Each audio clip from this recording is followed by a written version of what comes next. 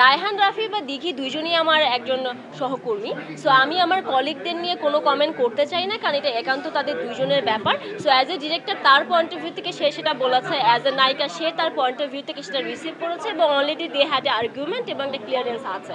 But আমি as a colleague আমার দুইজন শিল্পী এবং পরিচালককে আসলে সম্মান করি, সো আমি এখানে কোনো কমেন্ট করতে চাই না। সোশ্যাল মিডিয়াতে আসা ঠিক কিনা এটা আসলে আমাদের গণমাধ্যম কর্মীদের উপর ডিপেন্ড করে। আমি একজন সাংবাদিক ছিলাম, সো আমি দায়িত্ব নিয়ে বলছি আমাদের গণমাধ্যম কর্মীদের সচেতন হতে হবে। ভাইরাল করার জন্য পৃথিবীতে আমরা একমাত্র দেশ না যা কিনা ভাইরাল করার জন্য নিউজ করি, আরও অনেক দেশ আছে, কিন্তু তারা তাদের জায়গায় অনেক বেশি ইথিক্সের জায়গায় স্ট্রং দেখে আগাছা প্রমোট করে না।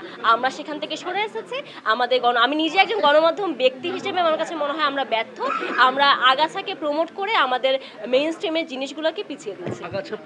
তাকে আমার চোখে যদি সে নায়িকা হোক বা অভিনেত্রী হোক, তাকে ফিট থাকতে হবে। ফিট এমন না যে পিছনে বা সামনে কাজ করতে হলেই হবে। ফিট থাকাটা ম্যান্ডেটরি সুস্থ থাকার জন্য। সো নর্মালি আমরা স্ক্রিনে ফিট মানে যে খুব স্লিম ফিগার এরকমটা কিন্তু না। ফিট মানে আপনাকে খুব প্রপার একটা আউটলুক নিয়ে স্ক্রিনে আসতে হবে। সো এটা একটা ম্যান্ডেটরি। বাট যদি ক্যারেক্টারের প্রয়োজনে আপনাকে একটু হেলদি হতে হয় তাহলে কোনো প্রবলেম নাই। তবে আমি অ্যাজ এ ডিরেক্টর একজন ফিট আর্টিস্টকে স্ক্রিনে দেখতে প্রিফার করি। হচ্ছে আমি আবারও বলতে যে এটা একান্তই আসলে দর্শকদের দোষ না। আগাছা প্রমোট করতে গিয়ে মানুষ এন্টারটেইন সেখানে হচ্ছে, বাট হলে গিয়ে এন্টারটেইন করার ইচ্ছা। সিনেমার ক্ষতি হচ্ছে, বা সেই রিয়েলাইজেশনটা আমাদের নাই, মানে আমারও নাই। আমি তো একজন গণমাধ্যম কর্মী, দিন শেষে আমি বলতে পারি না যে আপনাদের সব দোষ। তো আমি দায়িত্ব নিয়ে বলছি, অবশ্যই এটা আমাদের, আমরা যে আকাজ কুকাজ যে কোনো কিছুই করি না কেন, দিন শেষে সেটা আসলে আমাদের ইন্ডাস্ট্রিতে ইফেক্ট ফেলে।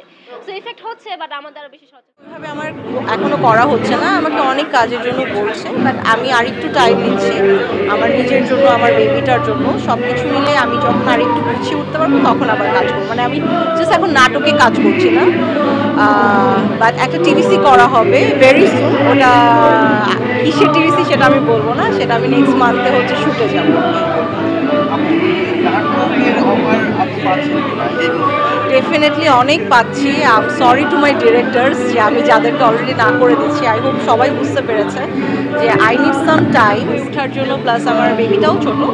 আমি আর কিছুদিন পর থেকে আসলে কাজটা শুরু করতে চাই নাটকটা, কারণ আমি যখন স্টার্ট করবো আমি নিয়মিত কাজ করবো। আর পছন্দ মতো আমার স্ক্রিপ্ট না পেলে আমি করবো না। তো একটু গুছিয়ে ভেবে চিনতে আমি কাজটা স্টার্ট করতে চাই। অনেক মিস করে, আমি অডিয়েন্সের জন্যই ব্যাকটা করেছি। অডিয়েন্স আমাকে খুব তাড়াতাড়ি পাবে, এটা আমি জাস্ট আমার নিজের জন্য একটু সময় নিচ্ছি, বাট আমি ব্যাক করবো খুব তাড়াতাড়ি। কাজে যখন আবার নতুন করে নাটকটা শুরু করব তখন ডেফিনেটলি সিনেমা নিয়েও আমি কথা বলবো, বাট আপাতত কিছু বলতে চাচ্ছি না, কারণ আমি চাই আমার কাজটা দেখে সবাই কথা বলুক। মানে আমি নিজে কথা না বলে আমার কাজ দিয়ে কথা।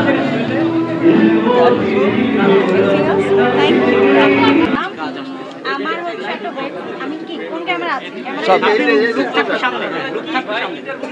আমার হচ্ছে ওয়েব সিরিজ শেষ হয়েছে একটা, নেটওয়ার্ক, যেটা 2 সিজন শেষ হয়েছে। আর একটা সিনেমা করেছি, ওটার নাম হচ্ছে খোদা হাফেজ। আর মেকআপ গানে হচ্ছে, তো মেকআপের প্রিপারেশন চলছে। আমরা সেন্সর করে কবে নাগাদ আসতে পারে এটা? এই মাসের 20 তারিখে ছিল দেওয়ার কথা, কোনো একটা কারণে দেওয়া হয়নি। যেহেতু সেন্সরে যে যে সিনেমার কথা বলা হয়েছে ফেলে দেওয়ার কথা, সেগুলো প্রিপারেশন নিয়ে ঠিকঠাক করে নতুন করে আবার দেওয়া হবে। সামনে কোনো নতুন সিনেমা? সামনে আমি নতুন একটা সিনেমা করছি, ওটার নাম হচ্ছে খোদা হাফেজ। নতুন একটা হচ্ছে অনেক